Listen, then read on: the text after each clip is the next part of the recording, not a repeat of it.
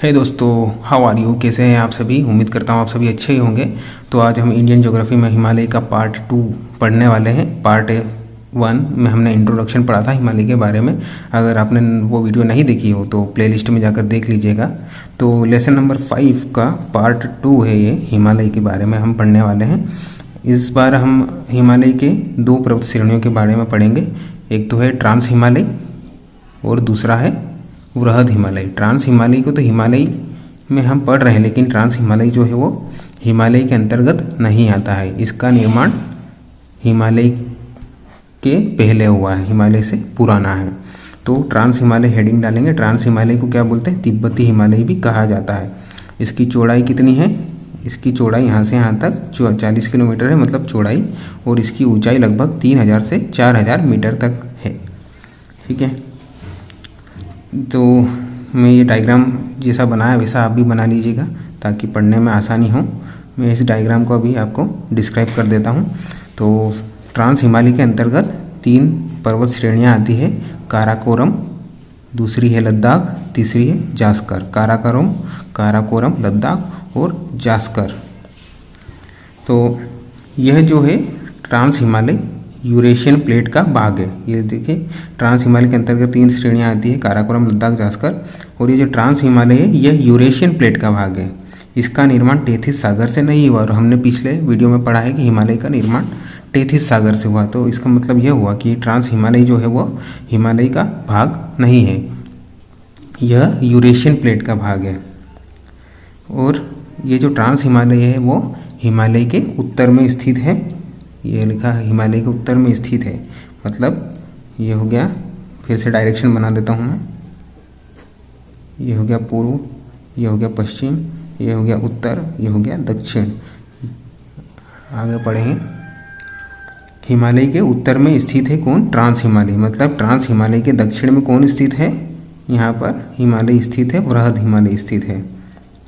यह ट्रांस हिमालय जो है हिमालय से भी प्राचीन है। मैंने अभी बोला था यह हिमालय से भी प्राचीन है। यह बहुत अधिक ऊंचा है, और अधिक ऊंचाई होने के कारण यह ठंडा रहता है, हिमाच्छादित रहता है। यहाँ पर वनस्पतियाँ कम पाई जाती है, क्योंकि बर्फ़ से ढका रहने के कारण वनस्पतियाँ कम ही होगी यहाँ पर।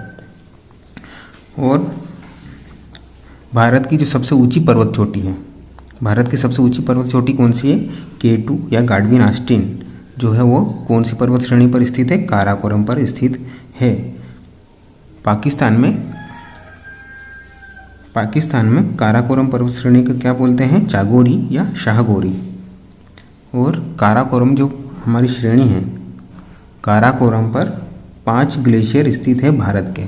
काराकोरम पर 5 ग्लेशियर स्थित है भारत के। कौन कौन से हैं? ये देखिए, दिख रहा होगा आपको। सियाचिन, दूसरा है हिस्पर, तीसरा बियाफो, चौथा है बाल्टोरा और पांचवा है सासायामी। तो फिर से मैं डायग्राम पे लेके चलता हूँ आपको। ये रही काराकोरम पर्वत श्रेणी, ये हो गई लद्दाख और ये हो गई जास्कर। तो काराकोरम पर कौन कौन स्थित है? सियाचिन है, हिस्पर जो है वो वाला ग्लेशियर है, हिस्पर, बियाफो, बाल्टोरा और सासायामी ग्लेशियर स्थित है। भारत का जो सबसे बड़ा ग्लेशियर है वह है सासायामी। सासायामी कहाँ पर स्थित है? अभी हमने पढ़ा है काराकोरम पर्वत श्रेणी पर स्थित है। तो ये जैसा डायग्राम है वैसा बना लीजिएगा आप। तो यहाँ पर मैंने बना दिया है सियाचिन। सियाचिन जो है वह नुब्रा नदी घाटी पर स्थित है। इससे सियाचिन में जाने के लिए हमें नुब्रा नदी घाटी को पार करना पड़ता है। ये रही नुब्रा नदी घाटी, काराकोरम पर्वत श्रेणी पर स्थित है सियाचिन ग्लेशियर। ठीक है, अब उसके बाद में बनाएंगे काराकोरम के दक्षिण में कौन स्थित है? लद्दाख पर्वत श्रेणी।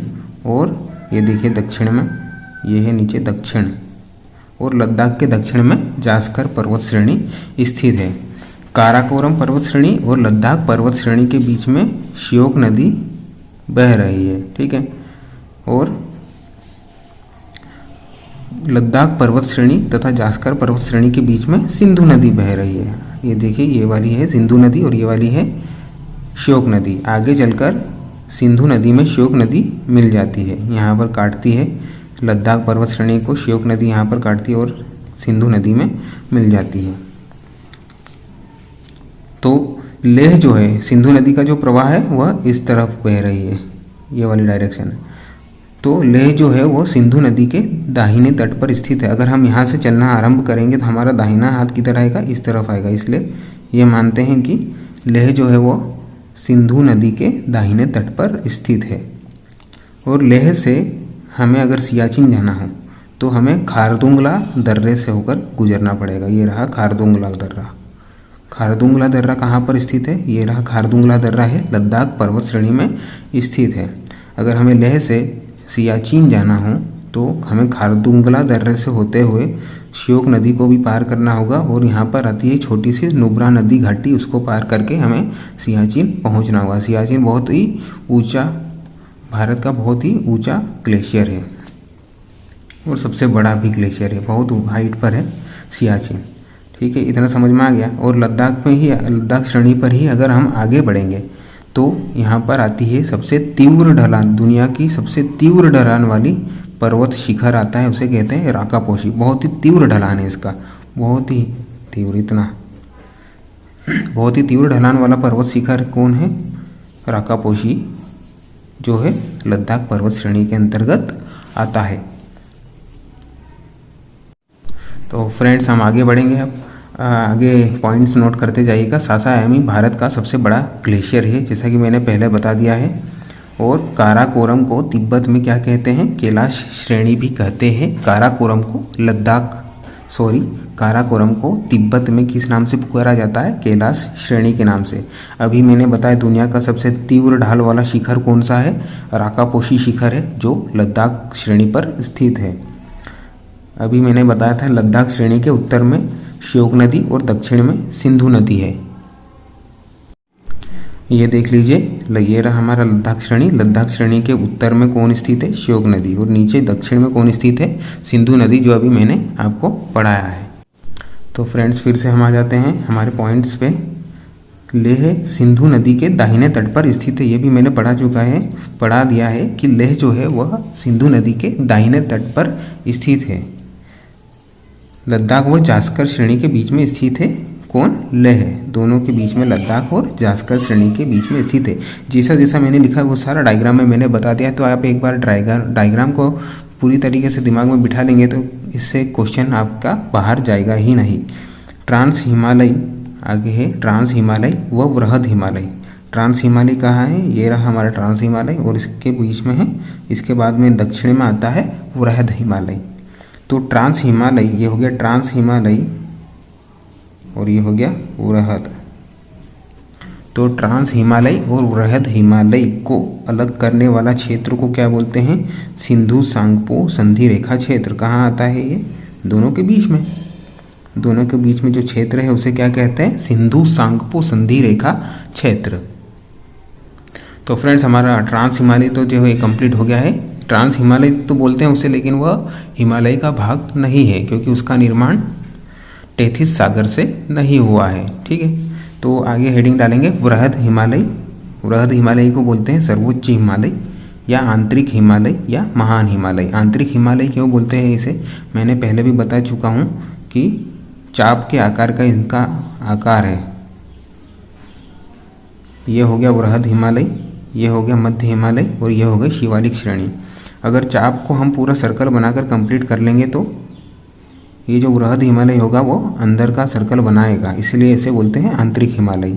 और शिवालिक का भी अगर हम सर्कल पूरा कर देंगे तो ये बाहर, केंद्र से बाहर का, सबसे बाहर का सर्कल पूरा करेगा, इसीलिए हम इसे बाह्य हिमालय भी कहते हैं, किसे, शिवालिक को। और आंतरिक हिमालय बोलते हैं वृहद हिमालय को।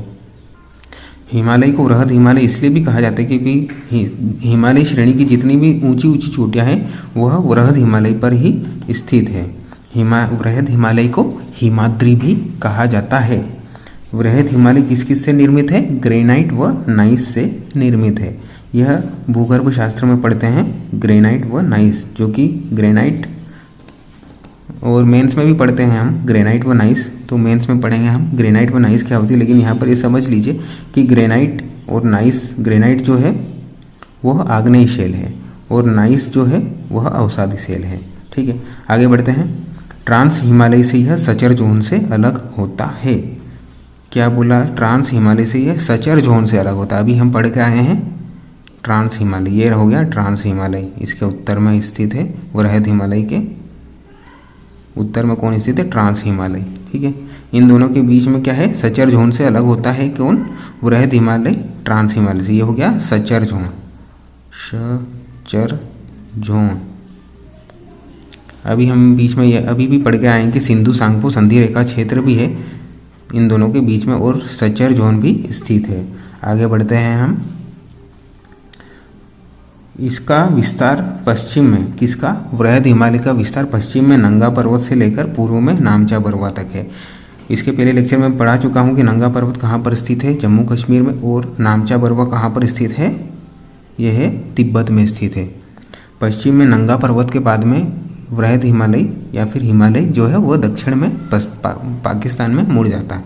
जहाँ दक्षिण में पाकिस्तान की पर्वत श्रेणियों को क्या कहते हैं? सुलेमान पर्वत और हिंदू कुश पर्वत। ये दोनों हिमालय के ही भाग है लेकिन दक्षिणवर्ती मोड़ हैं।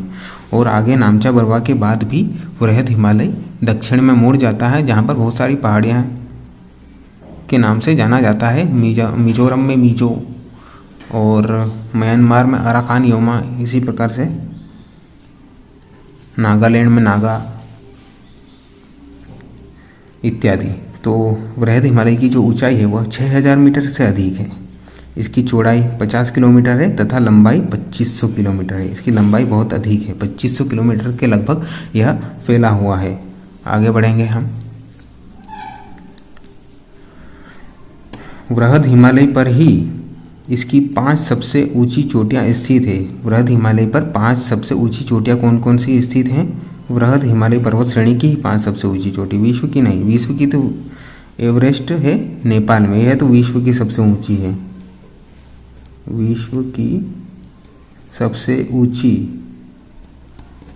चोटी कौन सी है? एवरेस्ट है, जो नेपाल में स्थित है। जो किस पर स्थित है? वृहद हिमालय पर स्थित है। इसकी ऊंचाई कितनी? 8848 मीटर। किसकी? एवरेस्ट की जो चोटी है उसकी ऊंचाई 8848 मीटर है। और अगर दुनिया की, विश्व की दूसरी सबसे ऊंची पर्वत चोटी पूछी जाए तो उसमें क्या लिखेंगे आप?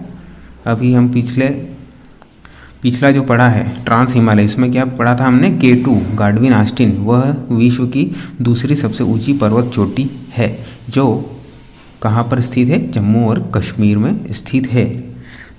अब वृहद हिमालय की दूसरी सबसे ऊंची चोटी कौन सी है? कंचनजंगा, जो सिक्किम में स्थित है। सिक्किम कहाँ पर स्थित है? भारत में। तीसरी जो है मकालू, वह नेपाल में स्थित है। चौथी धौलागिरी नेपाल, 5वीं अन्नपूर्णा नेपाल। यह क्रम ऊंचाई के आधार पर ही मैंने यहाँ पर लिखा है। सबसे ऊंचा एवरेस्ट, दूसरा कंचनजंगा, तीसरा मकालू, चौथा धौलागिरी और 5वां है अन्नपूर्णा। भारत में स्थित हिमालय की सबसे ऊंची चोटी कौन सी है? कंचनजंगा। भारत में स्थित हिमालय की सबसे ऊंची चोटी पूछ रहा है यहाँ पर, तो हमें कंचनजंगा नाम देना पड़ेगा। और भारत में स्थित सबसे ऊंची चोटी अगर पूछे, हिमालय नहीं पूछे, सबसे ऊंची चोटी, तो क्या आंसर आएगा? K2 गाडविन Austin. ठीक है, तो आगे बढ़ते हैं फ्रेंड्स। बस अब लास्ट में पहुंच चुके हैं हम। तो अभी जो मैंने बताया है उसी को हम डायग्राम के आधार पर समझेंगे और इसमें थोड़ी मैंने चोटियाँ बढ़ा दी है। यहाँ पर मैंने डायरेक्शन बना दी है, पूर्व, पश्चिम, उत्तर, दक्षिण। ये भारत का नक्शा ऊपर का, जहाँ पर हम वृहद हिमालय के बारे में पढ़ने वाले हैं। वृहद हिमालय ये चल रहा है जम्मू कश्मीर से चलते हुए एक चाप के रूप में नेपाल होता हुआ सिक्किम को टच करते हुए जाता है, ये तिब्बत में घुस जाता है ना। और इधर आगे यहाँ नंगा पर्वत है और इसके बाद में ये दक्षिण में मुड़ जाता है हिंदू कुश पर्वत के रूप में और सुलेमान पर्वत के रूप में। इसी प्रकार से यह पूर्व में नामचा बरवा के बाद में म्यांमार में दक्षिण में मुड़ जाता है। क्या कहते हैं इसे? दक्षिण में म्यांमार में अराकान योमा कहते हैं। तो ये रही, मैंने इसकी चोटियाँ जो है जहाँ जहाँ स्थित है वहाँ पर मैंने क्रम वाइज लिख दिए।